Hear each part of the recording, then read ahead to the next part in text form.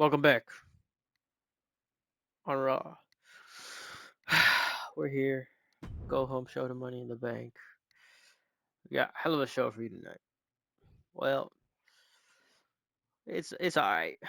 It's as good as a go home show can be. You know, Triple H, hire me. That offer is still available. You be stealing my ideas all the time, and I deserve a pay. Okay. Show starts. Nikki Bella comes out. She says, "Last week is just a taste of what's to come at Money in the Bank. I was disrespected far too much last week. Roxanne, this is just a business. This was just business. But you had to go and make it personal, attacking my accomplishments. Accomplishments that you would kill for, by the way. You showed me your true colors. You're just a jealous little rat." Roxanne comes out and says, "How many times do I have to teach you this lesson, old hag? You held the women's division back for decades, and now you want to take credit for the work you didn't do. Oh, please. At Money in the Bank, I'm not just fighting for my championship. I'm fighting to protect the future of women's wrestling. I'm fighting to keep your era where it belongs, in the past. I'm going to take that belt off of you, Rox, and there's nothing you can do about it. This whole time, you've just been a flash in a pan. Your name will be forgotten. My name will ring out forever." Rox goes to leave, but is attacked from behind by Nikki. Nikki grabs the title, hits Rox across the face with it, as Nikki Bella holds the championship high. Alright. First match, New Catch Republic wins. Let's go. After that, we get a promo package. It says, next week, Julia will debut. Alright. Then we got a Chelsea Green promo saying that when she lost the chance to become the first ever women's US champion, it broke her. She never wanted anything more. But now she's going to make up for it by winning Money in the Bank and becoming the next women's world champion. Austin Theory versus Braun Strowman. Braun Strowman's able to pick up the victory after getting rolled up a few weeks back. And they ran it back, and Braun got it back. All right. Then we get Adam Cole and Nakamura promo saying that they have the numbers advantage inside Money in the Bank, and they'll be able to work together, and that's why one of them will win. Backstage, Mox goes up to Santos. He tells him he's sorry for costing him last time. He says he wants to be out there tonight to help even the numbers advantage. Santos says no. Mox says that last week they had the same numbers disadvantage as Legado does. It didn't end well for them. Santos reluctantly says fine. We get Stephanie versus Piper Niven. Stephanie wins.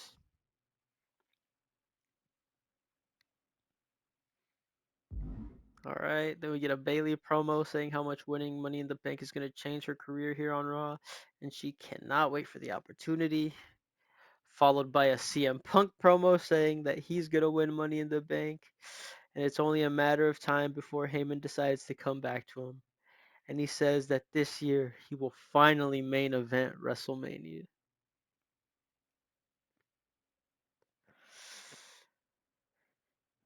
Rhea comes into the ring and says last week when Bianca attacked her, it proved that she's afraid. Not only is Rhea going to win at Money in the Bank and embarrass her, but she's going to embarrass her. Bianca comes out and says Rhea's telling herself anything she can to make her feel better. She knows that in that beating she took last week, she felt the power difference since the last time they faced. Rhea laughs and just attacks her. Rhea starts beating down on Bianca, and Rhea stands tall. Jordan Grace talks about entering her first ever Money in the Bank. She says she's never been more ready for a match in her life. This is the biggest opportunity of her career, and she won't let it go to waste. We get Zelina and Michin versus Zoe and Shayna. Michin and Zelina win. All right.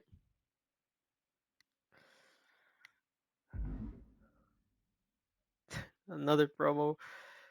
Last promo of the show. Tiffany and Bliss say that the Meta Girls are screwed after attacking them last week. They say once they take care of business on Saturday, they'll come back and finish them off. Main event time. Finn has the entire Undisputed Era at ringside. Santos has Mox and Legado. Legado are still outnumbered by one man. The end sees chaos erupt on the outside. Los Garzas are fighting JD and Mello, while Mox is trying to hold off Nakamura and Cole, but he can't. In the ring, Santos hits a Phantom Driver on Finn.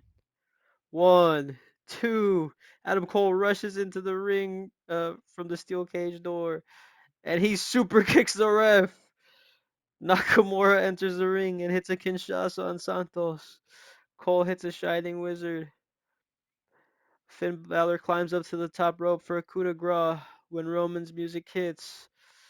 Out comes Jay and Roman. They start the attack. They now outnumber the Undisputed Era. They start fighting them off all the way back up the ramp. Mox is the only person not in the match that's still there. He grabs the championship, enters the cage. He starts aiming at Finn, who's getting up after getting beaten down. He rushes him to smack Finn with the title. Finn ducks. Mox hits Santos with the title right in the head, knocking him down. Mox is shocked looking at Santos. Finn low blows Mox and goes to the cage door. He walks out and still Intercontinental Champion Finn Balor.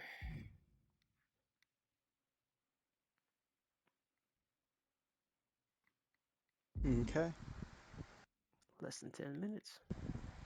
nice. Welcome to the go home show to Backlash for SmackDown. To open the show, the commentators are speaking about the show. They speak about the Money in the Bank qualifiers we have tonight and stating that we have 3 qualifiers left to fill the remaining spots, 1 for the men and 2 for the women. The main event tonight will be the final qualifier for the men between Cody Rhodes and Sami Zayn. The 2 women's qualifiers will be between Charlotte and Naomi and Io taking on Zarya. The Zarya and Io match will also be the first match of the second round of the women's IC title tournament, and that match starts right now. We have the match between Zarya and Io. Io picks up the win via pin, earning her spot in the Money in the Bank, but also earning herself 3 points in the women's IC title tournament.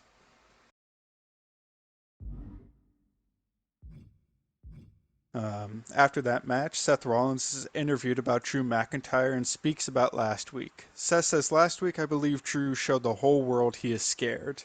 He is clutching onto that world title so tight because he knows without any rules protecting him, I will beat him.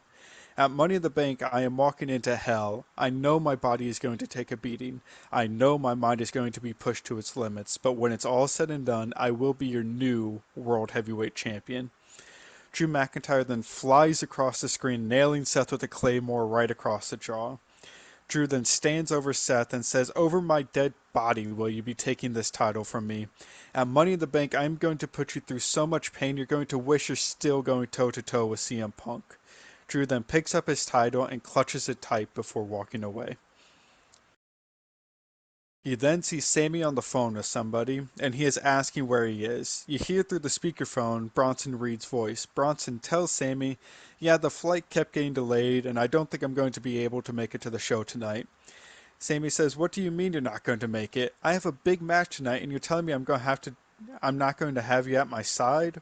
Bronson says, "Unfortunately so. But hey, I'll be watching, and even though I won't be there physically, I am rooting for you." Sammy says he guesses that will do. Bronson says, "Hey, next time I see you, you're going to be Mr. Money in the Bank. I know it." Sammy says he appreciates the words of advice, And then you see Solo enter the frame, and Sammy ends the call. Solo says, "It's unfortunate that Bronson isn't going to be here tonight, but hey, I was just letting you know I am looking forward to your match with Cody tonight." Sammy says, "Thanks?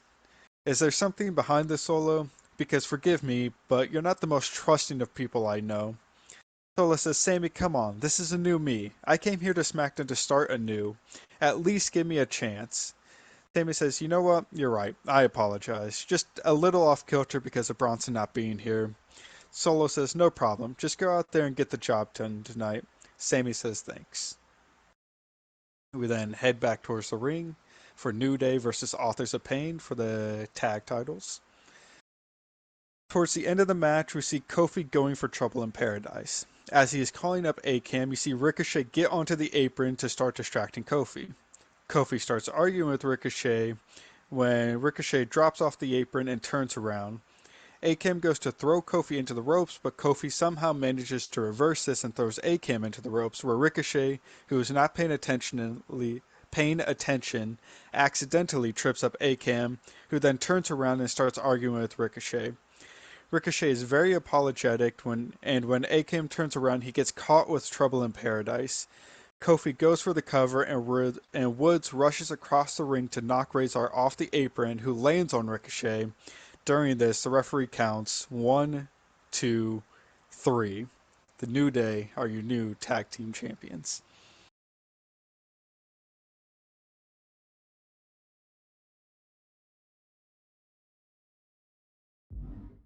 We then go backstage where Cora Jade is being interviewed about Becky Lynch and her title defense at Money in the Bank.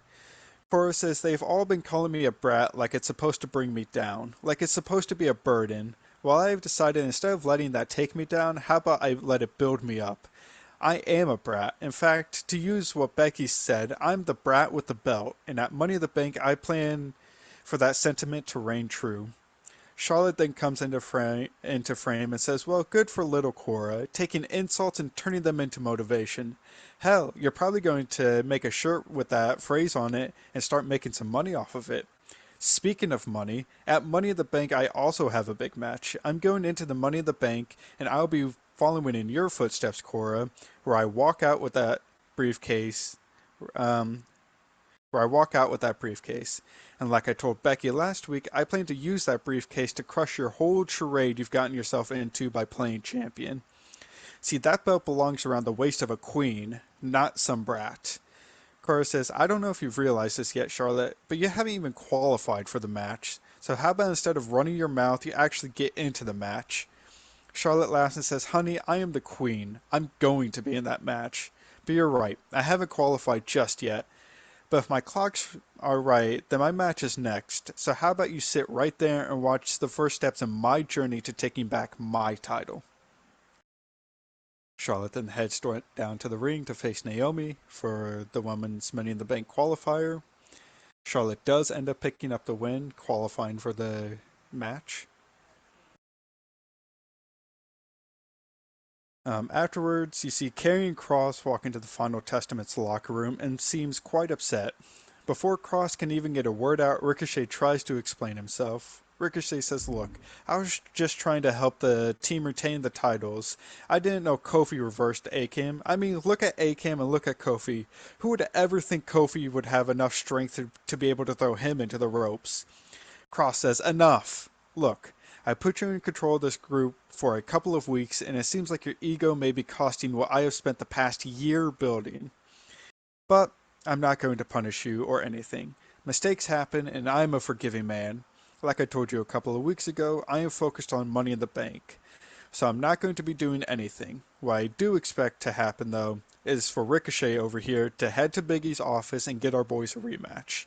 And when they win those titles back, then all can be forgiven." Ricochet then leaves past Cross, presumably heading to Big E's office to get the title rematch. You then see Ethan Page speaking with AJ Styles about last week. Ethan says, "AJ, good news. I got us a tag match on the SmackDown following Money in the Bank." AJ says, "You're really going to make this thing work, aren't you?" Page says, "Look, I know you don't know me, AJ, but one thing you need to know is I don't stop. I always get what I want, and what I want is for you and me to be the most successful tag team of all time.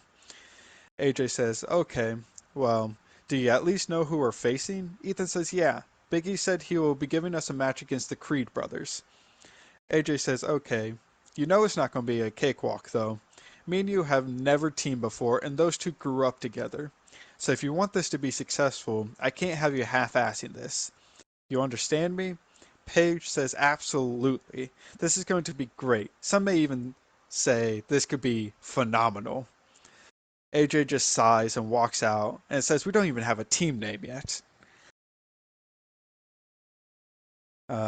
We then cut back to the ring for the first match, for the second match in the second round of the women's IC title tournament between Jade Cargill and Ember Moon. Jade Cargill picks up the win via pinfall, earning herself 3 points.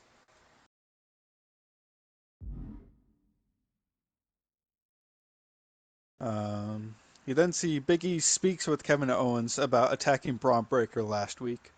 Big E says, Kevin, you know you can't just go around attacking people unprovoked. That was completely uncalled for, and luckily Braun wasn't seriously injured. But to let you know, I told him to stay home tonight so that he is going to be healthy for Money in the Bank. Kevin asks why Braun needs to be healthy for Money in the Bank. He didn't earn a title shot. Big E says, well, Kevin, since you decide to try and take Braun out, I decide to just give him the match instead. Kevin says, that's unfair. Big E says, what's unfair is you trying to take out your fellow competitors so that no one could challenge you for that belt. Look, there's no arguing it, Kevin. You have a match for that US title at Money in the Bank. Live with it. Um, we then cut over and see Cody Rhodes is interviewed about his match against Sami Zayn tonight for the Money in the Bank qualifier. Cody says, I've taken these past couple of weeks to really think about my time here on SmackDown.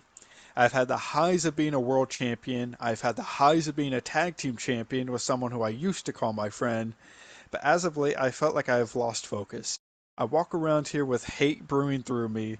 My feeling for Ricochet almost blinded me from any opportunity I could take to rediscover myself. Luckily, though, Biggie gave me a call and offered me this match. I'll be honest, at first I didn't know if I deserved to have this opportunity. But if my many years of being a pro wrestler has taught me anything, it's not about what you deserve, but what you can do with what you're given. So I head out here tonight with the sole purpose of getting myself back into the world title picture. The Money in the Bank briefcase may seem like a cheap route to some, but a perfect route for others. For me, it's just the route I need to take to get myself back where I belong. And where I belong is as a world heavyweight champion. He then heads to the ring, to where we have Cody Rhodes versus Sami Zayn. Towards the end of this PLE quality match, we see Sami backed up into the corner calling for Cody to get to his feet. Sami is desperately calling him up, and once Cody gets to his feet, Sami charges across the ring and nails a haluva kick. Cody collapses down in the middle of the ring, and Sami falls on top of him for the cover. 1, 2, 3. Sami Zayn earns the last spot in the Money in the Bank. Sami celebrates his win when Cody gets back to his feet and shakes Sami's hands before leaving. Sami continues his celebration in the ring when you see the credits appear at the bottom. Just as it seems like the show is about to fade out, three masked men jump Sami Zayn. They beat the hell out of Sami, and you see Solo come down to the ring. Solo stands across from these three men before a smile comes across Solo's face, and the men continue their beatdown. After the continued beatdown, Solo stands in the middle of the three men as they unmask, revealing Jacob Fatu, Tama Tonga, and Tonga Loa.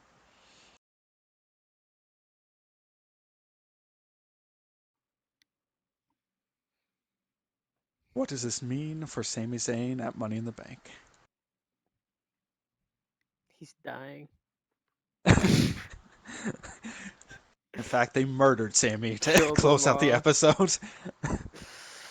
ISIS beheading type shit. I don't know.